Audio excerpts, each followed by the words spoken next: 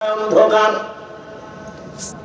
এশার নামাজের পরে রহমতের নবী আমার হুজরায় ঢুকলেন। রহমতের নবীর চেহারা আর আলোতে পুরো রুমাল হয়ে গেল। রহমতের নবীর আলো দিয়া আমি সুইটা চিকন সুই আমি খুঁটির গোড়ার থেকে হাতের মধ্যে নিয়ে নিলাম।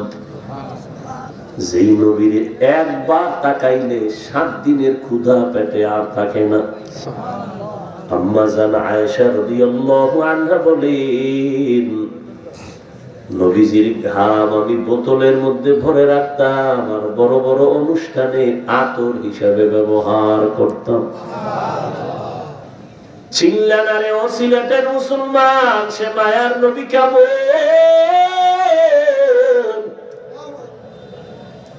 যদি নবীর চিন্তি, যেই নবীর জন্য গর্তের পিপিলিকা আসে, যেই রহমতের জন্য নবীর জন্য জঙ্গলের প্রাণীরা চোখের পানি ছেড়ে কাঁদে, ওই নবীকে যদি চিন্তা, গলায় ছুরি লাগাইতা, দাড়ির মধ্যে অস্ত্র লাগাইতা না রে যুবক বাবারা। হেদায়েতের মালিক আমার আল্লাহ। কেমন এক নবী আমার আল্লাহর মায়ার নবী জানুনি? মুসা নবী ও নবী, ঈসা নবী আল্লাহর বন্ধু, ইব্রাহিম আল্লাহর বন্ধু, ঈসা আল্লাহর বন্ধু, মুসা আল্লাহর বন্ধু, দাউদ আল্লাহর বন্ধু,